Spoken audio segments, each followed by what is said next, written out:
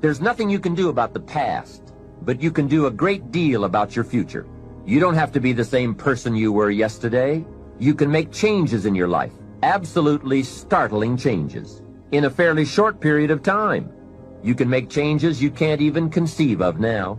If you give yourself a chance, your abilities will grow. You have untapped talents and potential that you haven't even reached for yet. And as time goes on, you'll be able to reach deeper and deeper. The first thing you'll know, you'll be able to do things you never thought you could do. You'll be able to handle things you never thought you could handle. You'll have ideas that you've never had before. All of this is sparked by the goal-setting process. When you know what you want, and you want it badly enough, the answers will come to you. I can't tell you why it works. All I know is, it works. Give yourself a chance to become all you can become and to accomplish all you can accomplish. Let me give you a Bible philosophy that teaches how to get whatever you want. Here's what it says: ask. That's it. Ask. Of all the important skills to learn in life, be sure to include the skill of asking. What does ask mean? Ask means, what do you want? And the complete formula is staggering. It says ask, and you will receive. Hey, we ought to look into that. The man says, yes, but you work where I work. By the time you struggle home, it's late. You've got to get a bite to eat, watch a little TV, and get to bed. You can't sit up half the night and ask. And this guy is behind on his bills. He's a good worker, hard worker, sincere, but you've got to do better than work hard and be sincere all of your life. You'll wind up broke and embarrassed.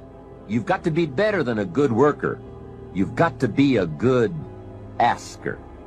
Let me give you some key points on this asking and receiving, setting goals, asking of life. Here's part of the philosophy that helped me to change. First, asking starts the receiving process. Asking is like pushing a button, and all this machinery starts working, mental and emotional machinery. I don't even know how it works, but I do know it works. There are a lot of things you don't need to know how they work. Just work them. Some people are always studying the roots. Others are picking the fruit. It all depends on what end of it you want in on. So asking is the beginning of receiving. Second, receiving is not the problem. You don't have to work on receiving. It's automatic. So if receiving is not the problem, what is the problem? It's failing to ask. The man says, I see it now.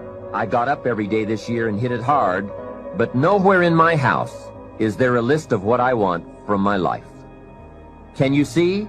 Good worker, poor asker. Third, receiving is like the ocean. There's plenty, especially in this country. It's like an ocean here. Here, success is not in short supply. It isn't rationed, so that when you step up to the window, it's all gone. No. Well, if that's true, what is the problem? Well, the problem is some people go to the ocean with a teaspoon. Have you got the picture? A teaspoon. What I suggest you do in view of the size of the ocean is trade your teaspoon for at least a bucket, and you will look better at the ocean with a bucket. Kids won't make fun of you. Now, here's something else to remember about asking. There are two ways to ask. One is ask with intelligence. It didn't say ask intelligently, but I'm sure it meant that. Don't mumble. You won't get anything by mumbling. Be clear, be specific. Intelligent asking means how high, how long, how much, when, what size, what model, what color. Describe what you want. Define it. Remember, well-defined goals are like magnets. The better you define them, the stronger they pull. And give your goals purpose. Answer both questions. What do I want? That's the object. And the second question, what for? That's purpose. Purpose is stronger than object. What you want is powerful and it will pull. But what you want it for is more powerful. Here's the second way to ask. Ask with faith. Faith is the childish part. It means believe you can get what you want like a child, not an adult. Many adults are too skeptical.